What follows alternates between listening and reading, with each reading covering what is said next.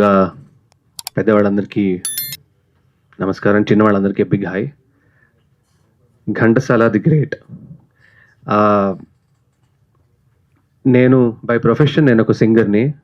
ఘంటసాల గారి పాత్ర, ఆయన జీవిత చరిత్ర, ఆ అవకాశం రావడం నాకు చాలా అదృష్టంగా భావిస్తున్నాను. ఎందుకంటే చిన్నప్పటి నుంచి ఆయన పాటలు విని పెరిగి, మా నాన్నగారు ఆయన చాలా పెద్ద అభిమాని ఘంటసాల గారికి. చాలామంది ఉన్నారు అలాంటి వాళ్ళు. ప్రపంచవ్యాప్తంగా తెలుగు సినిమా పాట ఎక్కడున్నా కూడా ఘంటసాల గారి పాట మోగుతూనే ఉంటుంది. సో అలాంటి ఘంటసాల గారి పాత్ర, అలాంటి ఘంటసారి గారి జీవిత చరిత్ర మనందరికీ, ఆయన పాటలు ఒకటే తెలుసు, కానీ ఆయన ఎంత కష్టపడ్డారు, ఆయన ప్రయాణం ఎలా ఉంటుంది, ఎలా జరిగింది అనేది ఈ సినిమాలో మీ అందరూ చూస్తారు. ఇంత గొప్ప అవకాశాన్ని ఇచ్చిన మా డైరెక్టర్ గారు రామారావు గారికి మనస్ఫూర్తిగా ధన్యవాదాలు తెలియజేస్తున్నాను.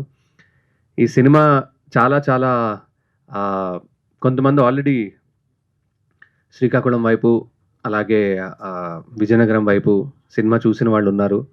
చూసిన వాళ్ళందరూ కూడా చాలా చాలా చాలా భావోద్వేగానికి గురయ్యారు. ఎందుకంటే ఘంటసాల గారిని చాలా దగ్గరగా చూసాము, ఆయన గురించి ఇంకా ఎన్నో తెలియని విషయాలు తెలుసుకున్నాము అని వారి భావాలని వ్యక్తపరచడం జరిగింది.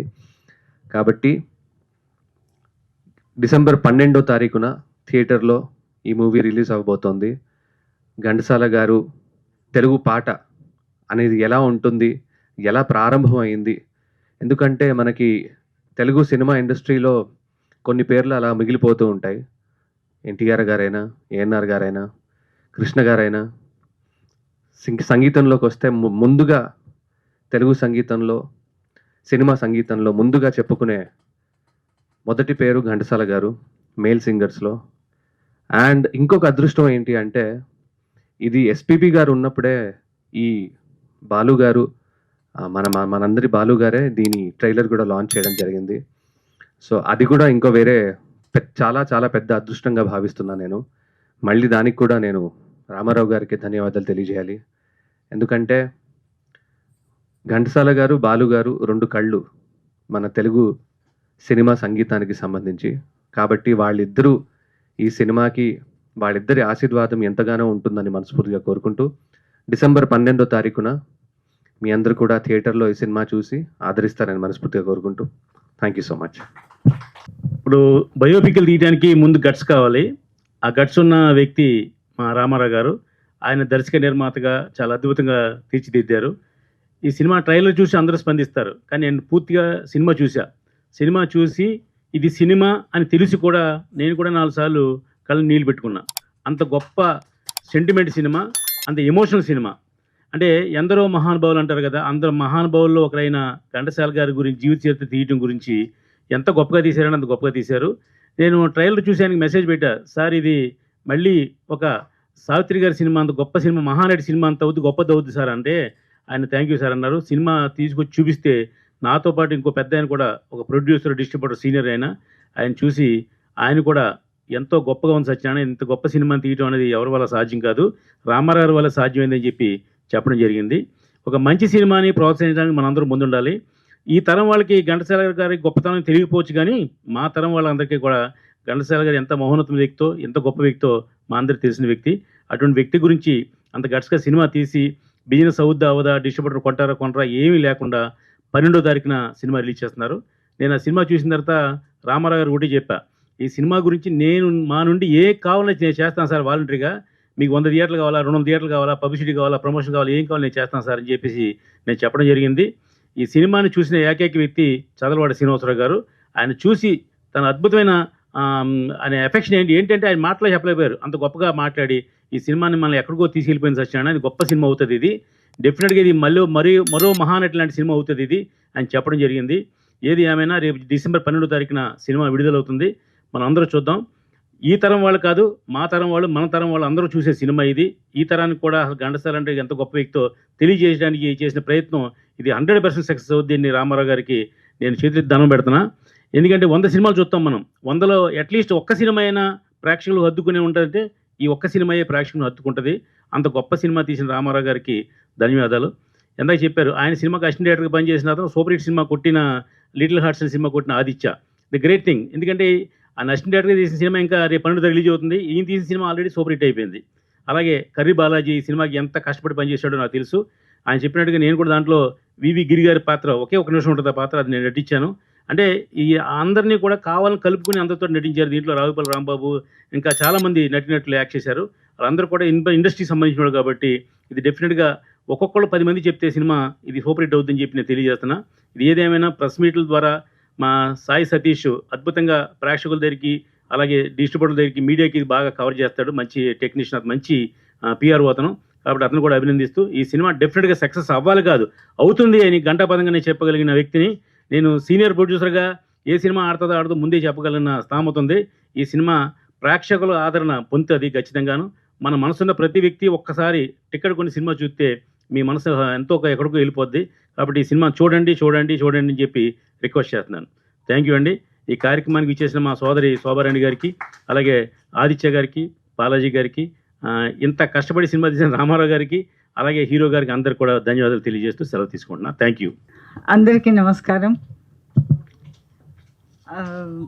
ఘంటసాల గారి గురించి చెప్పేంత స్తోమత నాకు లేదు.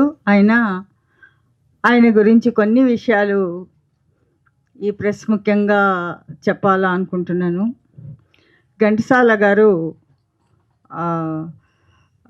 మనకి పాటలు పాడుతున్నట్టు ఒక ప్లేబ్యాక్ సింగర్గా తెలుసు. ఈ కాలం వాళ్ళకి ఇంకా తెలీదు. బట్ మా మా మా కాలంలో మేము ఘంటసాల గారిని బాగా ఆప్యాయంగా మేము ప్రేమించేవాళ్ళము. ఘంటసాల గారు గురించి మనం చెప్పాలంటే he is a Patriot.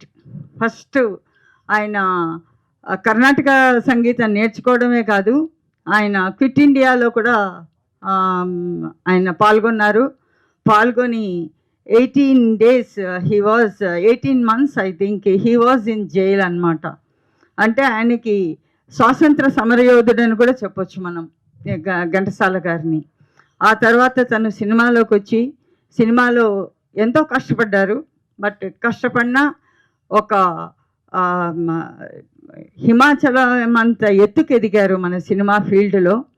Ghantasala గారి గురించి ఒక సినిమా తీయాలని అనుకోవడం రామారావు గారు నిజంగా చేసిన ఒక అద్భుతమైన పని. ఘంటసాల గురించి మనం మాట్లాడాలి అని ఈ సభని చేసి మమ్మల్ని పిలవడం కూడా మా అదృష్టంగా భావిస్తున్నాము. ఘంటసాల గారి గురించి చెప్పాలంటే తిరుమల తిరుపతి గురించి తెలియని వాళ్ళంటూ ఉండరు. తిరుమల తిరుపతిలో అన్నమాచార్య తరువాత, అన్నమాచార్య గారి గురించి అందరికీ తెలుసు, 15th century. ఆయన తరువాత తిరుమల తిరుపతి దేవస్థానం లోపల గాయకుడుగా దేవుణ్ణి ఆరాధించే ఒకే ఒక వ్యక్తి ఘంటసాల గారు. అంత ఉన్నతమైన ఒక వ్యక్తి. అంత అంటే ఈవెన్ దేవుడి సన్నిధిలో కూడా అన్నమాచార్యుల తర్వాత తననే వాళ్ళు ఇచ్చేశారు. And also is Tirumala Tirupati ఆస్థాన విద్వాంసులైన చివరి వరకు హీ వాజ్ ద ఆస్థాన విద్వాంసులుగా ఉన్నారు. ఆయన గురించి చెప్తూ పోతూ ఉంటే ఒక సినిమా కాదు 10 సినిమాలు తీయచ్చు. ఒకసారి ఒక వేదిక మీద కాదు 100 వేదికల మీద మనం చెప్పొచ్చు. 10,000 సాంగ్స్ కంటే ఎక్కువ పాడారు.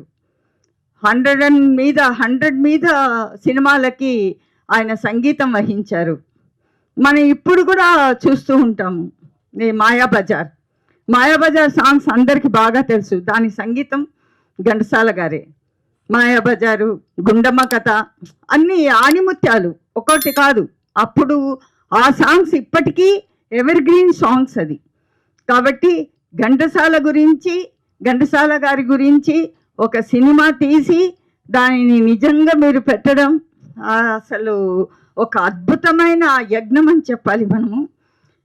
ఈ సినిమాకి గవర్నమెంట్ షుడ్ హెల్ప్. ఎందుకంటే ఒక మహోన్నతమైన వ్యక్తి, ఒక ఘంటసాల గురించి చెప్పడానికి అసలు మన యొక్క వర్డ్స్ ఆర్ నాట్ ఎనఫ్. అటువంటి ఒక మహోన్నతమైన వ్యక్తి మీద ఒక సినిమా తీశారంటే గవర్నమెంట్ చాలా హెల్ప్ చేయాలి. ఆయనకి పద్మశ్రీ కాదు, ఇంకా చాలా అవార్డులు ఇవ్వాలి. అవన్నీ ఎందుకు గవర్నమెంట్ చేయట్లేదో నాకు ఇప్పటికీ అర్థం కాదు. మన సినిమా పెద్దలు డెఫినెట్గా ఈ విషయాన్ని గవర్నమెంట్ వరకు తీసుకెళ్ళి ఆయనకి అన్ని పురస్కారాలు దొరకాలి. ఒక్క పద్మశ్రీతో వదిలేస్తే ఎట్లా? ఎంత పెద్ద మహోన్నత వ్యక్తి. అటువంటి ఒక వ్యక్తి గాన గంధర్వుడు. ఆయన గురించి ఒక సినిమా తీసి అది చూసే భాగ్యం మనకు లభించినందుకు రియల్లీ శిరస్సు వంచి పాదాభివందనం చేస్తున్నాను మీకు. Very good. అండ్ హీరోగా మీ గొంతు చాలా బాగుంది.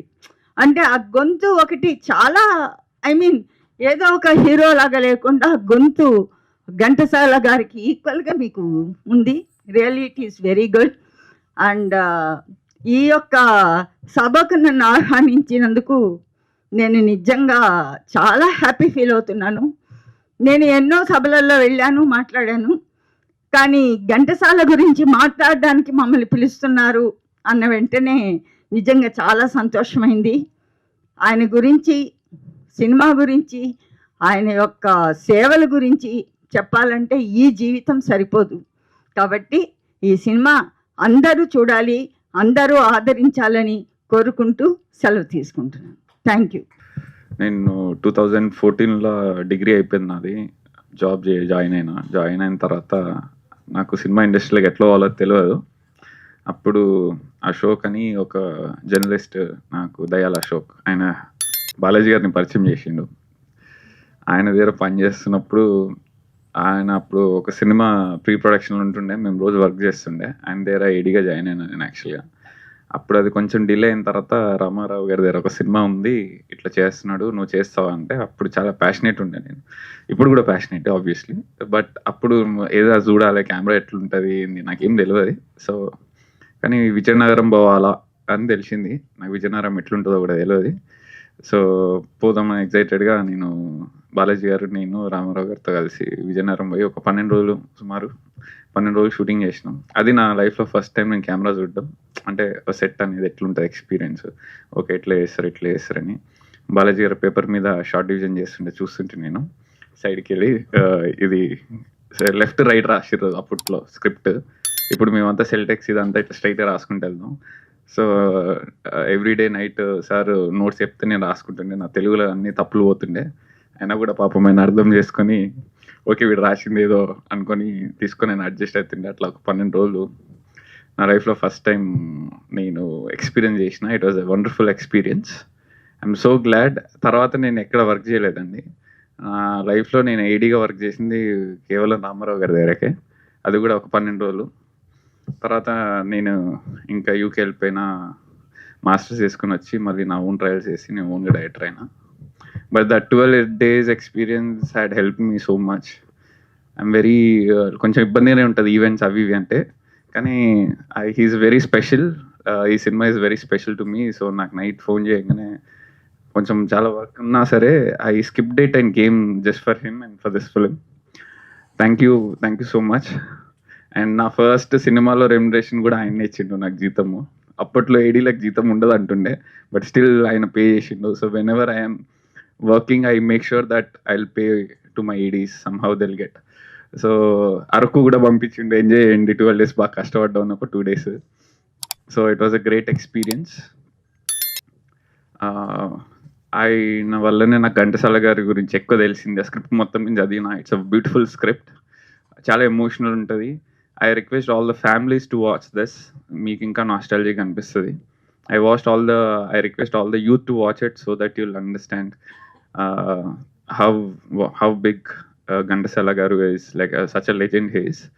నేను ఆ స్క్రిప్ట్ చదవకపోయింటే, దాన్ని వర్క్ చేయకపోయింటే నాకు కూడా అంత తెలియకపోతుండే. But he's a legend and I'm so glad to work for this film. I wish all the success. Thank you for inviting me. Always for you, sir. I will be always available for you. And all the cast and crew, congratulations being a part of this film. Thank you. Hope everybody would watch and enjoy the film on December 12th. Thank you. నాకు మాట్లాడడం రాదు first, కానీ ఒక్కటి చెప్పగలండి, కష్టపడితే success వస్తుందని ఘంటసాల గారు నిరూపించారు. అలాగే తర్వాత ఆదిత్య నాకు తెలుసు ఆయన ఎంత కష్టపడేవాడు. ఆ రోజుల్లోనే ఏదైనా చెప్తుంటే సార్ ఇలా కాదు అలానే డైలాగ్ విషయంలో కానీ షార్ట్స్ విషయంలో కానీ మంచి మంచి సజెషన్స్ ఇచ్చేవాడు. అతను ఎంత కష్టపడాడో తెలుసు. ఆ కష్టాన్ని తగ్గట్టుగా ఈరోజు రైటర్గా, డైరెక్టర్గా, ప్రొడ్యూసర్గా మంచి సక్సెస్ఫుల్ ఇప్పుడు ట్రెండింగ్ డైరెక్టర్గా ఉన్నాడండి. Really great. అలాగే కష్టపడితే 100% సక్సెస్ వస్తుందని వీళ్ళందరూ నిరూపించారు. సో అలాంటి కష్టమే మా రామారావు గారు పడ్డారు ఈ సినిమా కోసం. ఒరిజినల్ లొకేషన్స్కి వెళ్ళి షూట్ చేయడానికి కోసం, లేదా ఘంటసాల లాగా ఒక నటుడిని తీసుకురావడం కోసం. అలాగే వీళ్ళున్న పాత్రలన్నీ మీరు చూస్తే ఆల్రెడీ ఏదైతే జనరల్గా బయట ఉన్న పాత్ర చాలా దగ్గరగా ఉంటుంది. ఇందులో నాకు ఎగ్జాక్ట్ చెప్పడం రావట్లేదు కానీ చాలామంది ప్రముఖులు ఉంటారు. ఆ ప్రముఖులందరినీ రామ్ సత్యనారాయణ గారు అయితే వైస్ ప్రెసిడెంట్ ఆఫ్ ఇండియా కింద క్యారెక్టర్ చేశారు. అతనికి ఎగ్జాక్ట్లీ 2 ఫోటోలు చూస్తే మీరు 2 ఒకేలాగా ఉంటాయి. ఇట్లా అందరినీ తీసుకురావడం కోసం చానాలు దానికోసం వర్కౌట్ చేసి ఈరోజు నిజంగా సినిమా చూస్తే అందరూ డెఫినెట్లీ మీ అందరికీ నచ్చుతుందండి. అంత గొప్పగా వచ్చింది. 50s జరిగేది మొత్తం అంతా ఎలాగైతే ఆదిత్య 90s లో జరిగేది మొత్తం అంతా ఎలాగైతే అద్భుతంగా క్యాప్చర్ చేసి మీ అందరూ చూపించాడు, అలాగే 50s జరిగేది మొత్తం అంతా ఆయన అద్భుతంగా క్యాప్చర్ చేశారు. ఈ సినిమా అందరూ ఆదరించాలని, మంచి సక్సెస్ వచ్చి ఆయన కష్టానికి గుర్తింపు రావాలని కోరుకుంటున్నాను. Thank you. సభకు నమస్కారం. ఘంటసాల పాటకు నమస్కారం. ఆ పాట ఘంటసాల పాట మంచి పాటగాడు, లేకపోతే గంధర్వ గాయకుడు, అటువంటి చాలా చాలా మొదటి పాటని పరుగులు పెట్టించిన వాడు ఘంటసాల అనే విషయం అందరికీ తెలుసు. మనకి పాట వినగానే, శివుణ్ణి చూడగానే మనకి కాశీ గుర్తొస్తుంది, వెంకటేశ్వర స్వామి అనగానే తిరుపతి గుర్తొస్తుంది, అలాగే పాట అనగానే ఘంటసాల గుర్తొస్తాడు. అటువంటి ఘంటసాల గొప్ప గాయకుడని అందరికీ తెలుసు. కానీ ఆయన వ్యక్తిత్వం అంతకంటే గొప్పదనే విషయం చాలా కొద్ది మందికి తెలుసు. ఆ వ్యక్తిత్వం అందరికీ పరిచయం చేయాలనే ఉద్దేశంతో సినిమా తీయడం జరిగింది. సినిమా తీసాము. ఘంటసాల మొదటి పాట పాడడానికి ఎంత కష్టపడ్డారో అంతకంటే కష్టపడి తీయాల్సి వచ్చింది. ఒక దశలో నిరాశ నిస్పృహలకు లోనేటప్పటికీ కూడా మీకు ఒక విషయం చెప్తాను. ఘంటసాల అంత మహోన్నతమైన వ్యక్తి పాత్ర చెయ్యండి అని నేను అడగని నటులు లేరు. పెద్ద పెద్ద స్టార్స్ని అందరినీ అడిగాను, కానీ ఎవ్వరూ ముందుకు రాలేదు. కానీ ఆ సమయంలో నాకు స్వరాభిషేకం చూస్తున్నప్పుడు కృష్ణ చైతన్య చూడడం జరిగింది. ఈయన కొంచెం ఘంటసాల గారి దగ్గరగా ఉంటే ఆయన కూడా ఎంతో పెద్ద మనసు చేసుకొని, నేను నటుని కాదు గాయకుడిని అంటే నేను నటింపజేస్తానని చెప్పి ఆయన్ని ఒప్పించి ఈ సినిమాకి ఘంటసాల పాత్ర జరిగింది. ఆ విషయంలో బాలసుబ్రహ్మణ్యం గారు ఒక ట్రైలర్ లాంచ్ చేస్తున్నప్పుడు అన్నారు, ఎవరు సెలెక్ట్ చేశారో కానీ ఘంటసాలని ఆయన కేసీ అని పిలుచుకునేవారు. అచ్చు చిన్నప్పుడు ఘంటసాల ఎలా ఉన్నారో ఆ విధంగానే ఉన్నారు. సినిమా చూస్తే మీ అందరికీ అనిపిస్తుంది, ఓ నిజంగా ఘంటసాల అంటే ఈయనే అన్నట్టుగా. అతను బాగా పెర్ఫార్మెన్స్ చాలా గొప్పగా చేశారు. తర్వాత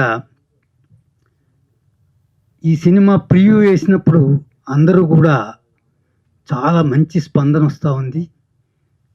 అదే స్పందన సినిమా విడుదలైన తర్వాత December 12th మేము రిలీజ్ చేస్తున్నాము. ముఖ్యంగా మీ అందరికీ చెప్పవలసింది ఏమిటంటే, ఘంటసాలకి కట్టప్పకి సంబంధం ఉంది. అదేంటి ఘంటసాల ఎక్కడ, కట్టప్ప ఎక్కడ, రాజమౌళి గారి కట్టప్ప ఎక్కడ అనుకుంటారు. కానీ ఈ మధ్యనే నాకు కట్టప్ప ఎదురయ్యి ఈ సినిమాని సర్వవిధాలా ఆపుదామని ప్రయత్నం చేస్తున్నాడు. అతని ప్రయత్నాలు ఫలించకూడదని భగవంతుని ప్రార్థిస్తున్నాను.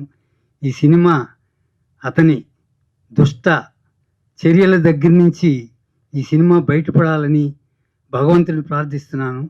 ఇండస్ట్రీ కూడా సహకరించాలని వేడుకుంటున్నాను. ఈ సినిమాకి ముఖ్యంగా చాలామందిని ఈ ప్రముఖులు, సినిమా ప్రముఖులందరూ కూడా స్టేజ్ మీద ఏవో చెప్తూ ఉంటారు. నేను రండి రండి రండి అని అడిగిన వాళ్ళు ఎవరు కూడా రాలేదు.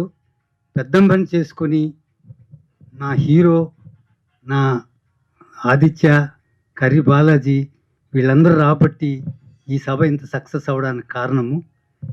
నన్ను ఎన్ని శక్తులు అడ్డుపడినా సరే ఈ సినిమా డిసెంబర్ 12వ తారీఖుని విడుదల చేస్తున్నాను. దయచేసి మీ పత్రికా ముఖంగా ఎలక్ట్రానిక్ మీడియాగా దీని విస్తృతమైన ప్రచారం చేసి నన్ను ఘంటసాల సినిమాని విజయం. ఘంటసాల గారు కూడా చాలా కష్టాలు పడ్డారు. అప్పుడు ఇటువంటి కట్టప్పులు ఉండేవారు కారు. ఇప్పుడు కట్టప్పులు అనేవాళ్ళు ప్రవేశించి వెన్నుపోట్లు ఈ సినిమాని ఆపడానికి సర్వ విధాల ప్రయత్నిస్తున్నాడు. అతని ప్రయత్నం ఫలించకూడదనే విషయాన్ని నేను పత్రికాముఖంగా ప్రార్థిస్తున్నాను. Thank you.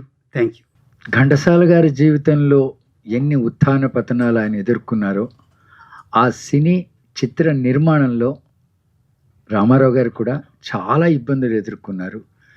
ఒక స్త్రీకి ప్రసవ వేదన తెలుస్తుంది, అది స్త్రీకి మాత్రమే తెలుస్తుంది. అలాగే ఒక చిత్రం నిర్మించి దర్శకత్వం చేయాలి, మొత్తం బాధ్యతలన్నీ తన భుజాల మీద వేసుకుని వారు ఎంచుకున్న వారందరితోటి కోఆర్డినేషన్ చేసుకుంటూ, ఎందుకంటే సినిమా అంటే ఆల్మోస్ట్ 21 క్రాఫ్ట్స్ వాళ్ళందరితోటి ఒక కోఆర్డినేషన్ ఉండాలి. ప్రతి రంగంలోనూ దర్శకుడికి నిర్మాతకి అభినవేశం ఉండాలి, అభిరుచి ఉండాలి, తపన ఉండాలి. ఇవన్నీ ఈయనకి ఉండడం వల్ల రామారావు గారికి ఉన్న సౌశల్యత, వినయము, ఆయన చాలా పెద్ద పోస్ట్లో ఉన్నారండి. పోలీస్ డిపార్ట్మెంట్లో చాలా పెద్ద పోస్ట్ అది. చాలా అంత కాంపిటేటివ్ ఛాలెంజింగ్ పోస్ట్లో ఉంటూ ఈ చిత్ర నిర్మాణం చేయడం, ఉద్యోగం ఒక ఛాలెంజ్. అందులో పోలీస్ డిపార్ట్మెంట్లో ఇంకా సవాళ్ళు ఎక్కువ ఉంటాయి. అలాగే సినిమా రంగంలో కూడా చాలా సవాళ్ళు ఉంటాయి. డబ్బులు ఉండడమే కాదండి, కళాత్మకత, రసాత్మకత, ఆ కళాదృష్టి, అన్ని రంగాల్లోనూ ప్రవేశం ఉండాలి. అవన్నీ ఆయనకి మూర్తిభవించి ఉన్నాయి. ఉన్న వాటిని ఆయన ఎంచుకున్న వాళ్ళతో చక్కటి టీంతో ఆయన సినిమా తీశారు.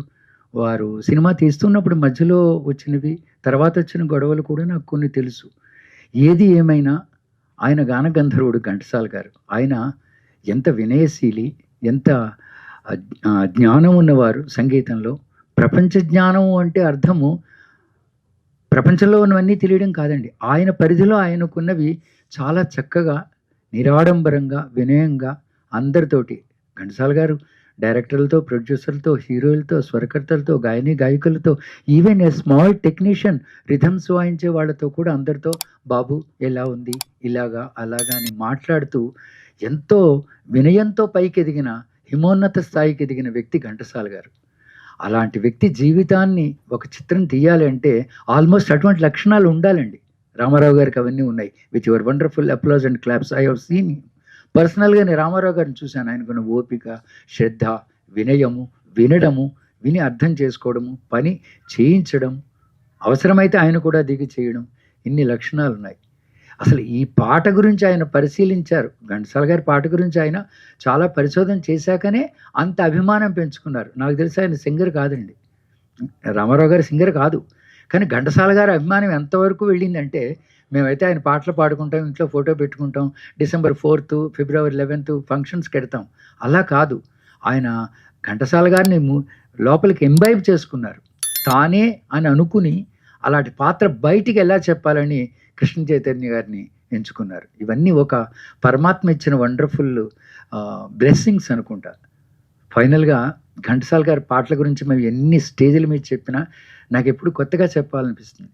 రచన, స్వరకల్పన, గానం, చిత్రీకరణ అనే ఈ 4 లైన్స్ని ఒక ఫోటో కడితే ఘంటసాల గారు 4గిట్లోనూ ఉంటారు, మధ్యలో ఘంటసాల గారే కనిపిస్తారు. ఎట్లా అంటే, కవి మాటలకి ఈయన, స్వరకర్త స్వరాలకి ఘంటసాల గారు, గానం ఆయన పాడినా వేరే వాళ్ళు పాడినా ఘంటసాల గారి ముద్ర కనిపిస్తుంది.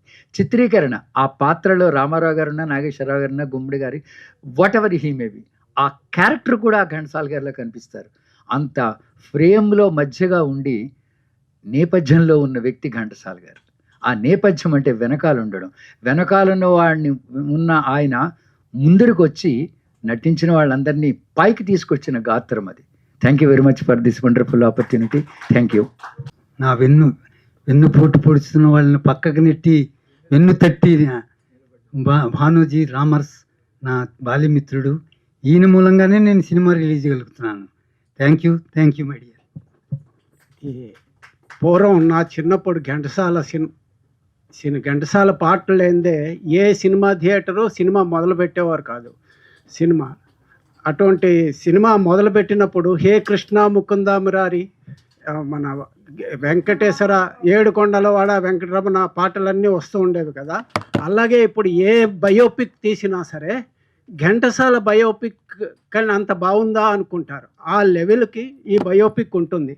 దయచేసి మీరందరూ మీ కుటుంబ సభ్యులతో సైతంగా సినిమా థియేటర్లో చూసి మీ ఫ్రెండ్ సర్కిల్లో అందరికీ చెప్పి దీన్ని ఆదరించవలసిందిగా కోరుకుంటున్నాను. Thank you.